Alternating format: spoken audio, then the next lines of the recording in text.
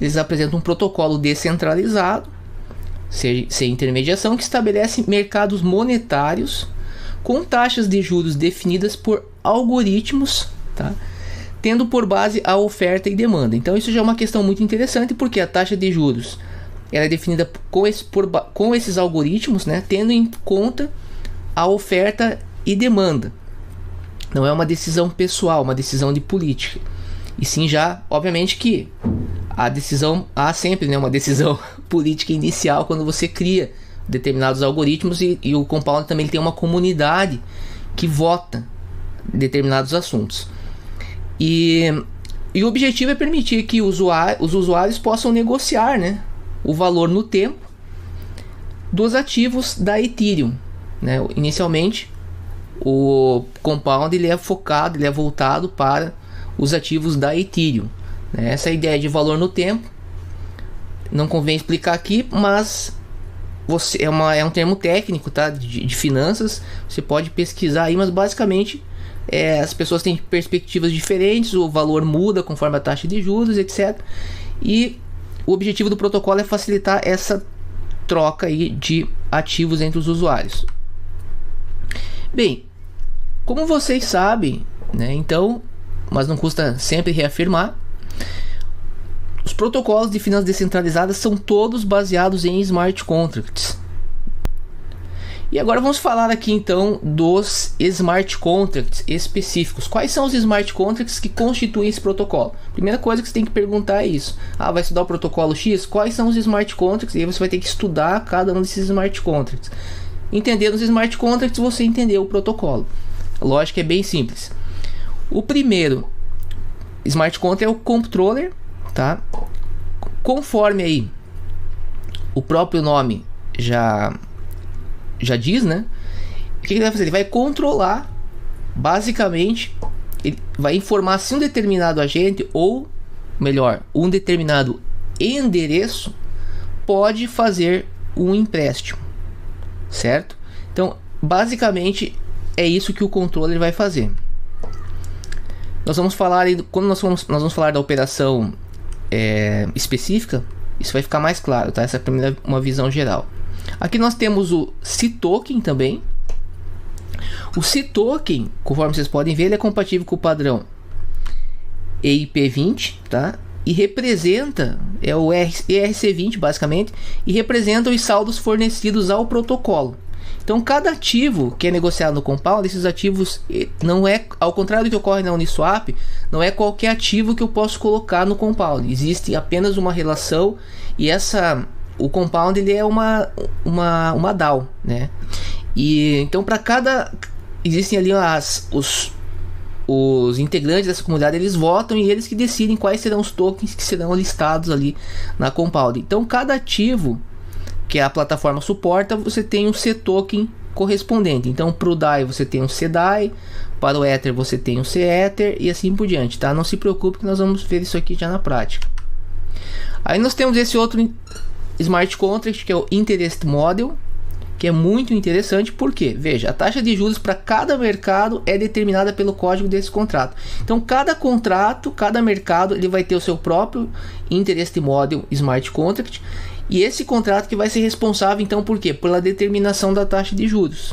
Conforme nós vimos lá, inicialmente, né, as taxas de juros, elas são definidas tendo por base a oferta e demanda, e são feitas mediante algoritmos, tá? Esse cara aqui, eu não sei o que ele apareceu aqui para assombrar, não. Na verdade eu sei, tô brincando. Esse aqui tá fazendo a figura do Oracle. O Oracle é um outro smart contract. Nós temos um vídeo já no canal falando sobre como que funciona o Oracle, mas basicamente, em síntese, os smart contracts, eles só enxergam o que está na blockchain, né? A blockchain, ela não consegue ver o que está acontecendo fora do seu mundo. Mas nós temos alguns smart contracts que eles conseguem. Esses smart contracts, eles são na verdade integrados, né, com sistemas off-chain, com sistemas que vão te fornecer dados que você precisa. Por exemplo, eu preciso saber a cotação do dólar para que eu possa realizar uma operação de DeFi. Como que eu vou saber a cotação do dólar? Eu preciso, obviamente, que buscar informações do mercado de câmbio. E aí eu vou utilizar estes smart contracts. E agora então vamos ver aqui na prática como que funciona a operação, onde você vai ver efetivamente como esses smart contracts funcionam.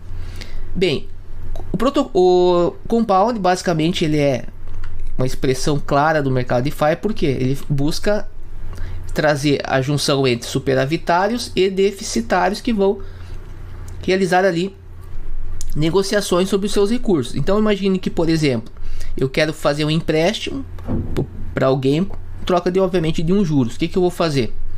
Eu vou fazer um depósito, tá, do valor que eu quero emprestar no contrato DAI, se eu quiser emprestar DAI. Se for o outro ativo, Ether, por exemplo, eu vou fazer um depósito de Ether no contrato Smart Contract C Ethereum. Então isso aqui é um Smart Contract, tá? Isso aqui é público, você consegue acessar no GitHub e ver quais são, como que funciona cada Smart Contract. Então basicamente é isso, eu faço então um depósito e o Smart Contract emite para mim um CDAI ou Ether e assim por diante, tá? Até aqui é muito simples, simplesmente eu quero fazer um empréstimo, mas eu não vou emprestar direto para a pessoa que quer emprestar, não.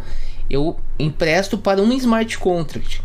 Isso também você viu lá no caso o que ocorre no caso da PancakeSwap, da Uniswap, né, os chamados pool de liquidez, onde eu faço um depósito para aquele pool de liquidez e é dali que sai os valores que serão emprestados.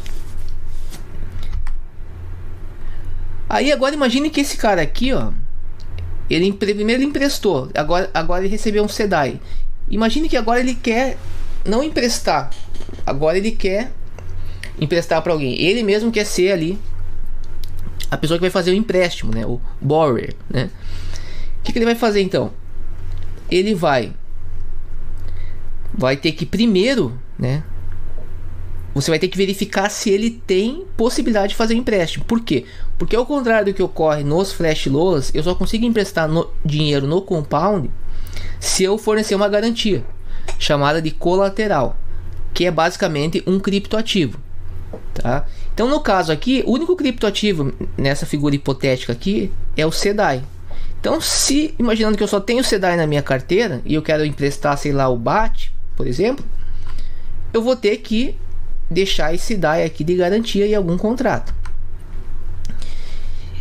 E obviamente que com base no colateral, na garantia, é que o controller, né, ele vai verificar, né, se obviamente eu tenho condições de fazer o empréstimo. Então o que vai acontecer? Você vai pegar o teu colateral, você vai depositar no controller. Esse é um passo. E aqui vocês vão ter uma visão aqui mais clara, tá? Sei que é um pouco complexo, mas aqui deve ficar bem claro. Então o que vai acontecer? Essa figura aqui, ó, beleza, ela emprestou DAI, recebeu o CDAI. Agora ela quer fazer um empréstimo de BAT. Ela vai então pedir um valor para, né, vai invocar uma função nesse Smart Contract. Eu quero emprestar a BAT. O que esse Smart Contract vai fazer? Pense lá que você está no banco, quando você vai no banco, eu quero emprestar tanto. Ele vai verificar se você pode ou não emprestar aquele valor. Então, o que ele vai perguntar para quem? Ele vai perguntar ali pro controller. Ó. O que ele vai perguntar? Esse cara aqui, esse endereço, ele tem colateral suficiente para fazer esse empréstimo de DAI que ele está pedindo? Lembra que eu depositei DAI, recebi CDAI, depois eu depositei CDAI no controller. Então o controller tem como saber se eu tenho CDAI e a quantidade que eu tenho de CDAI para que eu possa fazer um empréstimo. E aí o controller vai responder sim, ele tem. E aí eu vou receber o BAT do CBAT Smart Contract. Tá? Então veja, basicamente eu solicito um empréstimo para o CBAT que pergunta para o controller: esse cara aqui ele quer emprestar, mas ele tem colateral, depositou colateral? O controller depositou. E como que o controller sabe?